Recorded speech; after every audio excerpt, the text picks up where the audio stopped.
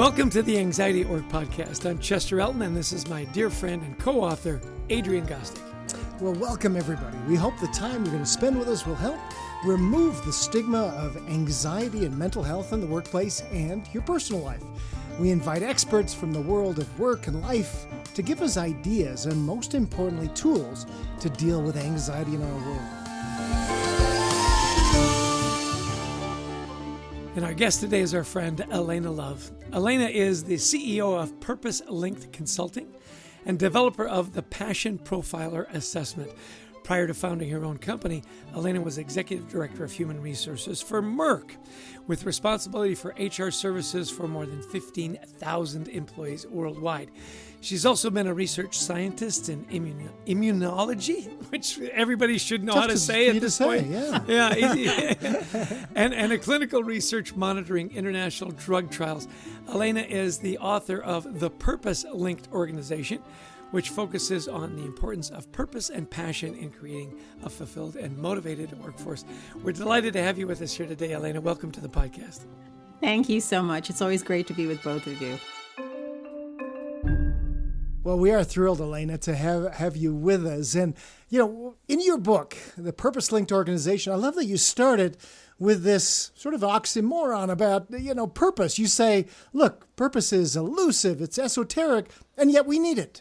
And so, if we want to be successful, so help us understand this dichotomy and why purpose is so important, but yet maybe so hard to find.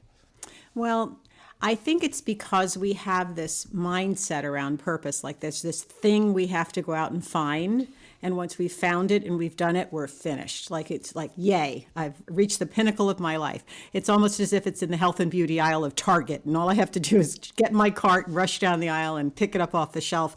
When in fact, the esotericness of all of it is because we think there is one thing that we're actually searching for. I believe purpose is an evolutionary process that we're always spending time dipping in and out of throughout our lives and throughout our work. And so the trick is really understanding, in my mind, and through the work I've done, the passions that underlie that purpose. I sort of think of purpose and passion as being like the twin strands of DNA. I can't get rid of my researcher nerd hat. It comes out all the time when I think about this concept. And so if we don't really understand what purpose is, but we actually do have a handle on what our passions might be, then every single time we're doing something that ignites those passions, that gives us a sense of using them, we are living and working on purpose. And it may change over time. The way I expressed my purpose 10 years ago could be very different from the way I'm expressing my purpose today. But I can follow the trajectory of the use of those passions throughout that experience. And every time I can, I know I'm in the right place, I'm doing the right thing, I'm making a difference, I'm feeling fulfilled as a process of doing that particular thing at that particular moment. So you're not finished when the kids are all married off, the dog dies, and you can sit on your front porch in the rocking chair. This is something you will continue to experience your entire lives. It's not one thing. And when we remove that sort of stigma from the notion, it makes it a whole lot easier to wrap our brains around. Yeah, she had to mention a dying dog, didn't she, Adrian? That's a little too close to home for Adrian these days. Oh, I'm sorry, Adrian. Anyway, walk me through a little bit of the process. So when you come in to consult with a company, are you looking for them to share their passions with you to determine their purpose? Is that kind of your roadmap? Well, it's really interesting. It depends on whether you're talking about organizational purpose or individual purpose. And I believe the two things have to be connected for either of them to really flourish. So if an organization is going to truly achieve what it thinks its core purpose is, the people within it that make the engine hum, so to speak, have to feel like there's a connection between who I am and what you're paying me to do every day. And when I do feel that connection, I flourish, I contribute my very best. So I'm very interested in understanding what leaders believe the purpose of the organization is. And we spend a lot of time talking about that and making sure we've got some real clarity around what that is. And then I want to understand, how do we link each of the people on the team that have to make that purpose a reality to the purpose itself, right? How do they see a personal connection between who I am and how I can contribute to helping us achieve these goals, achieve this larger purpose? Because when I understand that, then I understand that there are very unique contributions that I'm here to make that nobody else will make. except me. I'm here to make those unique contributions. And through my passions, I contribute to the way the organization ultimately develops and utilizes knowledge, which really is the key, right? I mean, there are a few levers organizations have at their disposal for success. They can leverage what they do, produce better products than other people. They can leverage what they have, their physical plant, their employees, et cetera, and they can leverage what they know. And that's the one for which there's no line item on the balance sheet, and everybody worries about it, right? People walk out the door at the end of the day or log off at the end of the day. Are they coming back tomorrow? And are they bringing all the institutional wisdom and history that they've obtained with them? Well, that institutional wisdom and history also includes the passions that they bring to the party and how those passions help contribute to the way the organization ultimately leverages its knowledge in order to achieve ultimately what its purpose is. So I'm looking at both things. It's a great question, Chester. You can't do one without the other, in my opinion. So one of the issues, though, Alaina, is that many of the people we talk with, if they're going to hire you to come in and fix this from an organizational perspective, great. But a lot of the people listening saying, look, I'm listening to this because I have anxiety at work because my purpose doesn't align with my organization.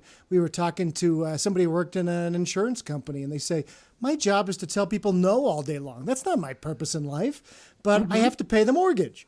So what if you're an individual and your purpose is feeling a little misaligned from where you're working right now? What do you do? I think that the answer lies within. I don't think it's looking a bunch of other places for somebody to sort of, parachute this answer and sprinkle pixie dust on your head. I think what you guys do, and even bringing this topic up in discussion with people on a frequent basis, is a way that allows people to begin exploring that question within themselves. Who am I? Is the biggest question to understand the answer to. And if I understand that, what are the passions that I carry that might contribute to me being able to execute on a purpose that I think is important? What I can tell you from experience are a couple of things. One, when passionate people come into a work environment, doesn't matter what job you assign them to, they fundamentally change the role because they bring themselves to it and they wholeheartedly embrace what that job can be as a result of them morphing whatever that role is. So that I can tell. And I've hired lots of people in my career, and I've hired people that I didn't have a role for because I wanted their passion infused into the team.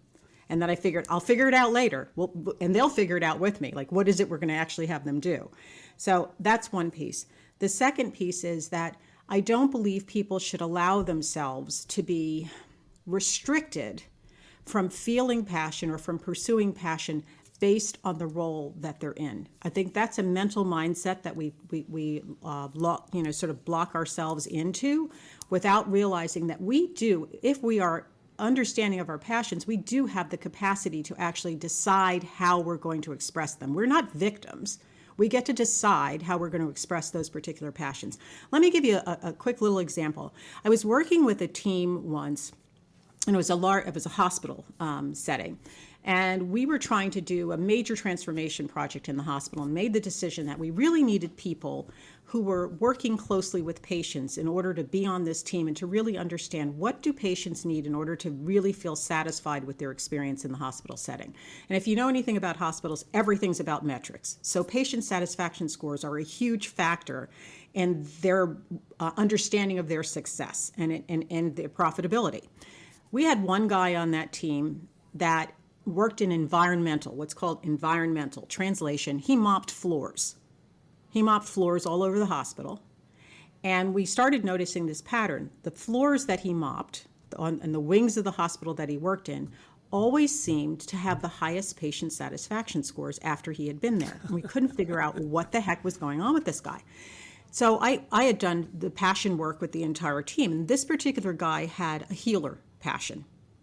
Definitely what he was. And I'm thinking, environmental healer passion, how does that work? You mop floors, but you really want to heal. This is weird.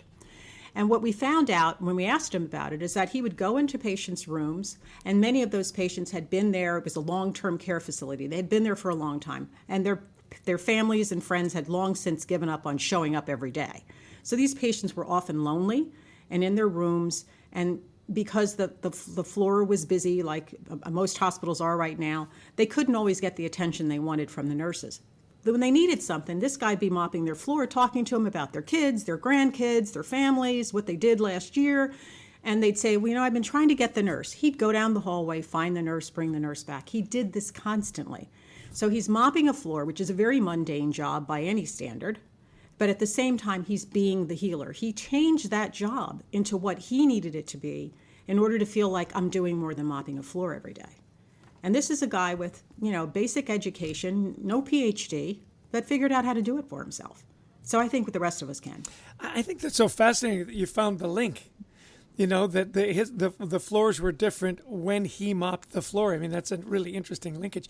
And what brings us to the next question is you don't just talk about passion, you talk about happiness in the workplace. And so flesh that out a little bit about how the passion for the work can lead to happiness, and why is that so important? Well, I did a back of the envelope calculation when I was writing my book, and I did it very, very conservatively and figured out that we were going to be spending more than 85,000 hours of our lives at work. That's a huge amount of time to spend doing anything, right? I think the only thing we spend more time doing is sleeping, if we're lucky, right? I've spent that much time this week, it feels like. Already, so. Exactly, right? Exactly. So, why wouldn't you want to be happy at work? I mean, why? And for many of us, when we think about the things that matter to us, it's the things that make us feel like we are somehow making a contribution, we are somehow making a difference. And our work is, in large part, is a vehicle for doing that.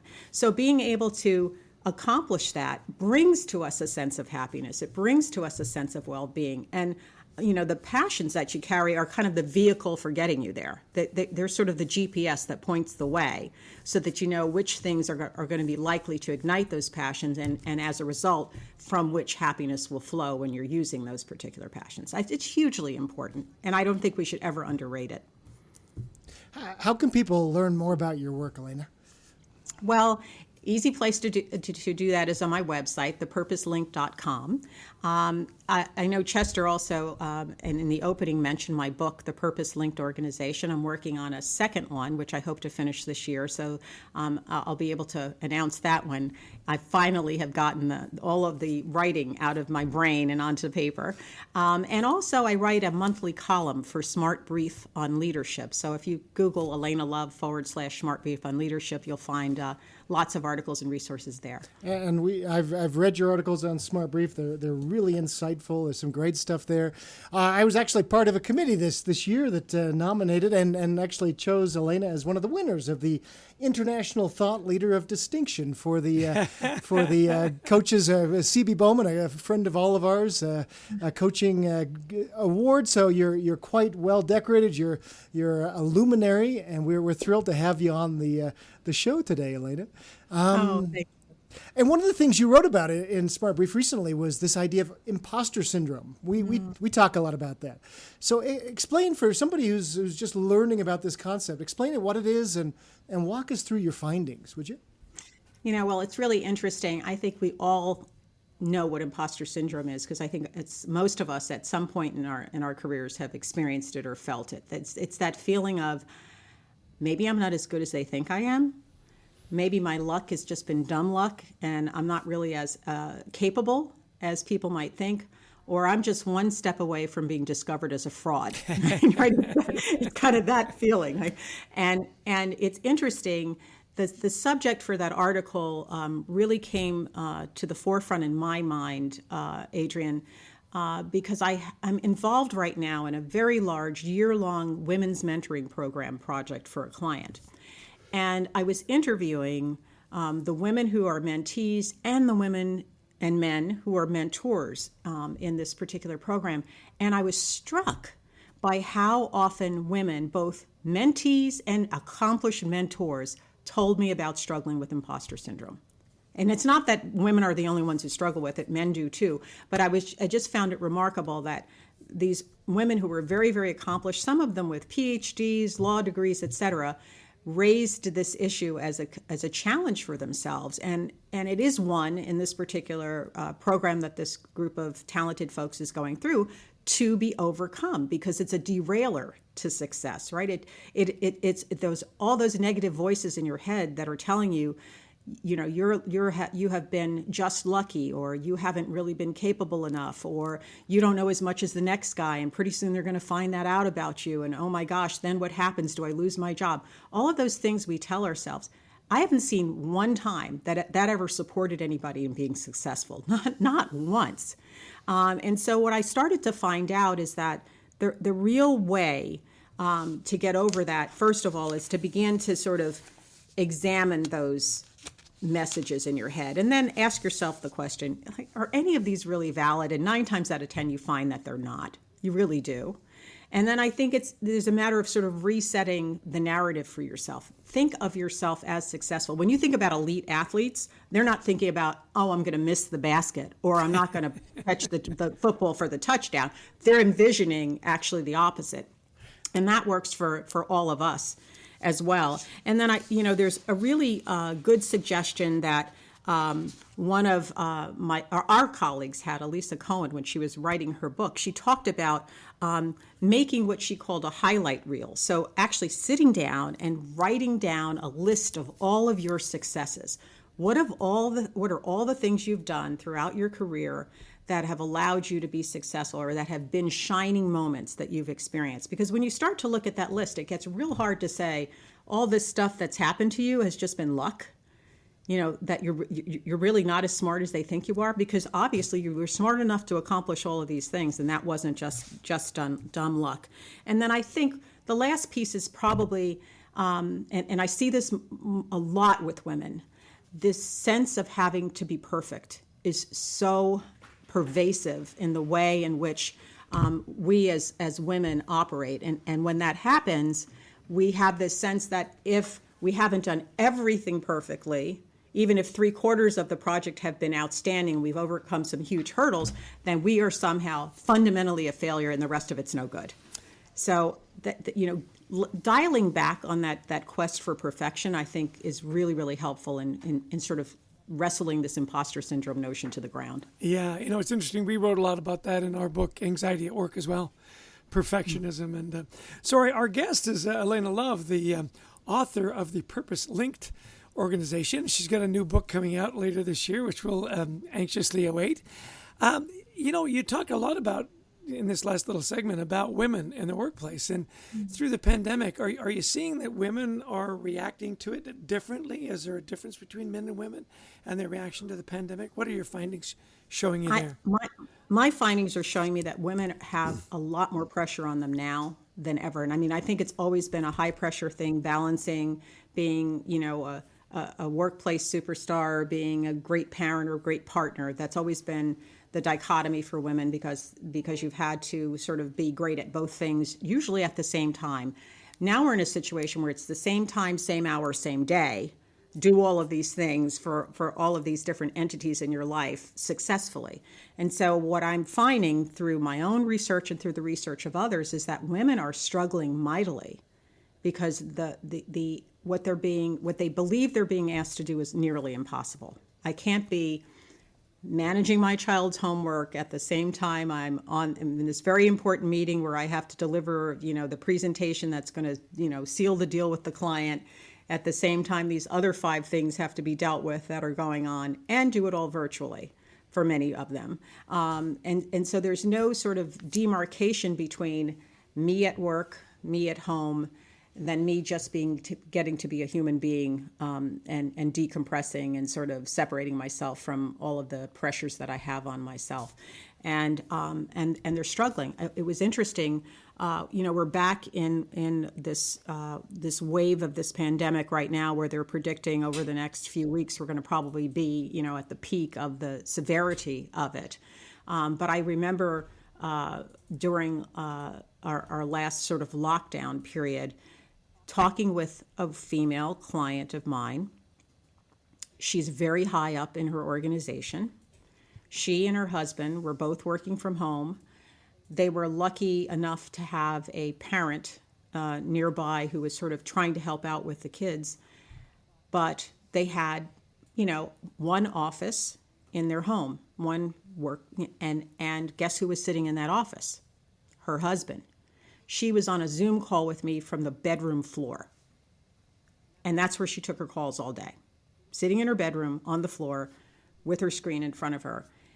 And I remember thinking to myself, I'm glad she feels comfortable enough to do that with me, but what must that feel like if she's on a call with the CEO or a call with the chief financial officer, both of whom in her company are male, and she's sitting on her bedroom floor taking the call. It doesn't feel really professional, yet she was not going to usurp that opportunity for her husband. He had the office.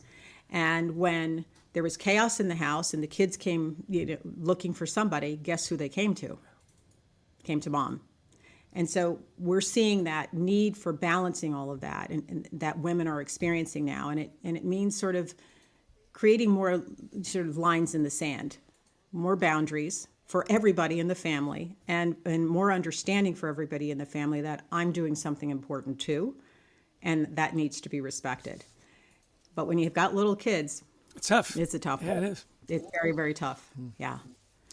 So when you're sitting down with one of the women that you're coaching, give us some other ideas. I mean, the lines in the sand is terrific, helping people know, or the family members know.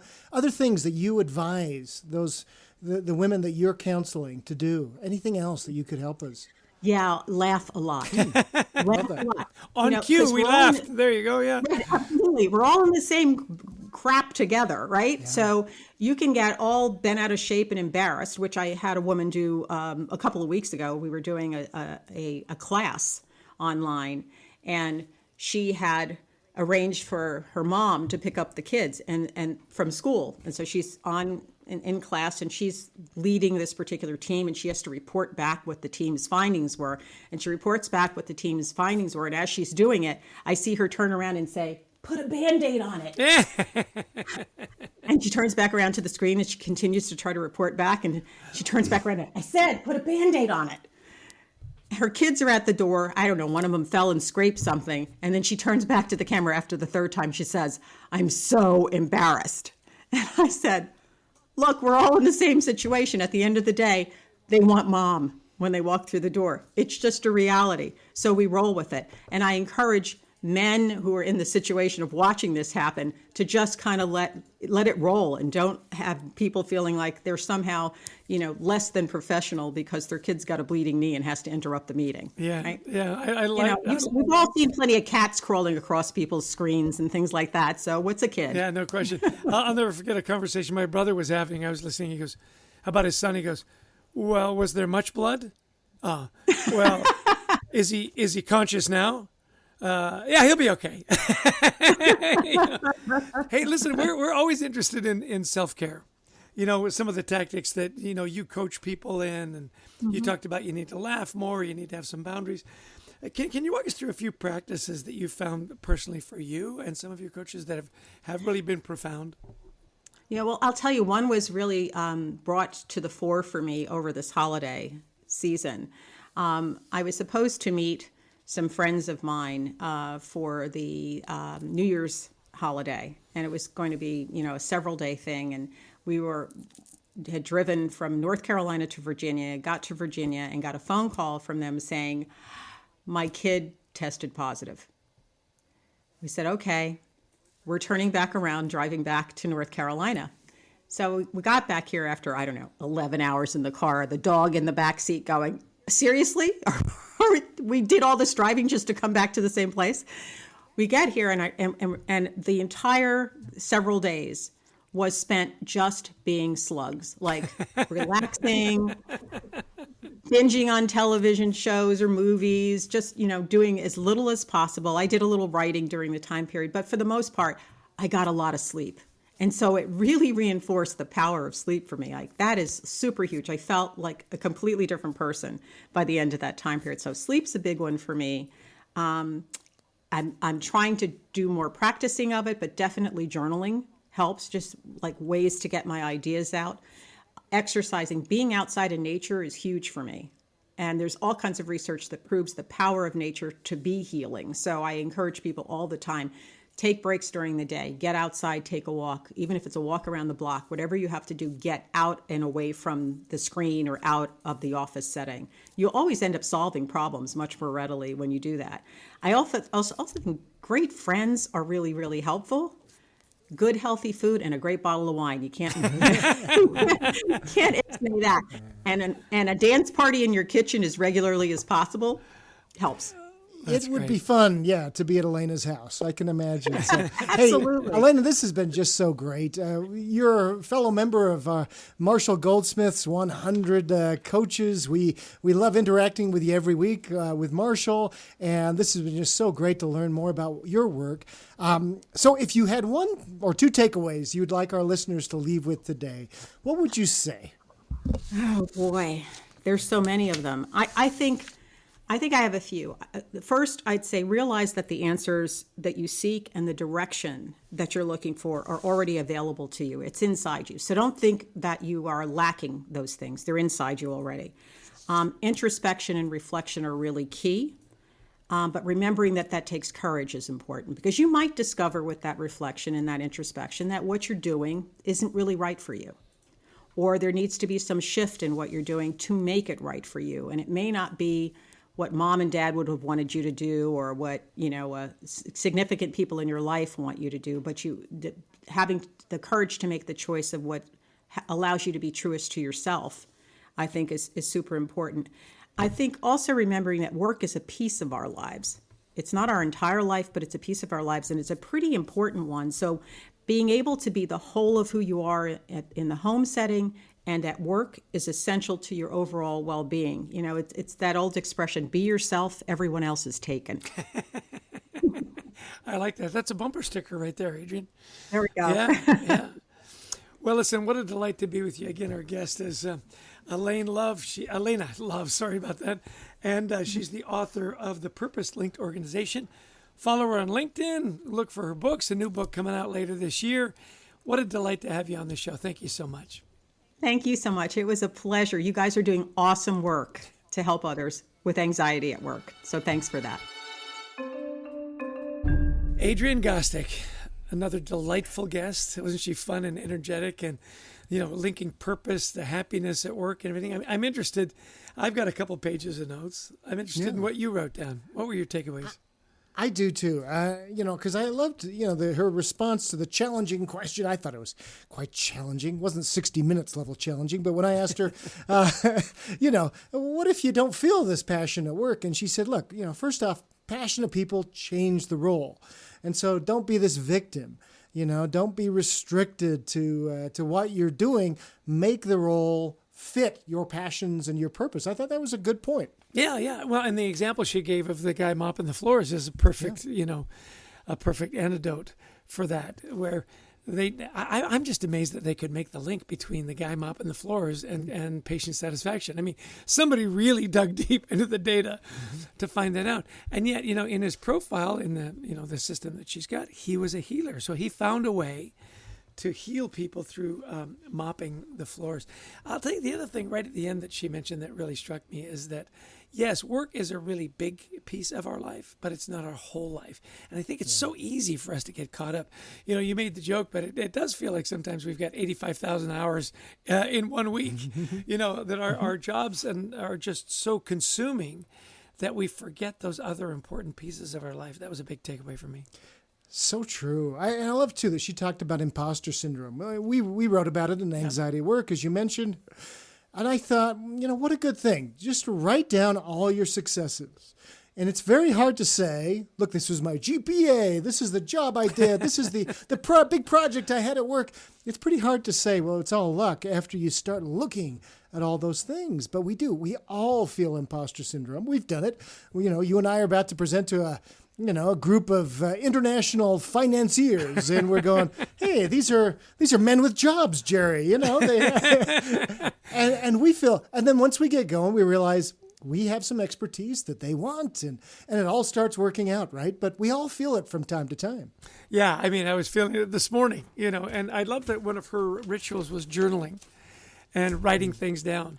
Because it really does put things in perspective, where you say, hey, because you and I have both had this experience. They're introducing you at a conference and they read down all your accomplishments. You go, I want to meet that guy. Oh, wait a minute, that's me. They're talking about me. My kids would never say that about me, but the other ritual that she had that I've found has really been helpful for me too is just go for a walk. the healing power of nature, which I thought was really, how many times have we heard that? And boy, if you're listening and you've got a little anxiety or you've got a little imposter syndrome, just go for a walk. And don't put in your headphones, by the way. Just enjoy, the trees or the desert, wherever it is you are. And then her last one that I love is, you can't help but cheer up if you've got a dance party in the kitchen.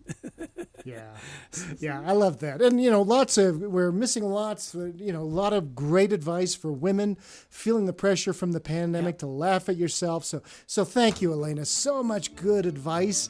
We want to thank Alaina for being on the show. A big thanks to our producer, Brent Klein, to Christy Lawrence, who helps us find amazing guests like Alaina Love, and to all of those who've listened in, all of you who've listened in, and especially if you download, that helps us build up our listenership.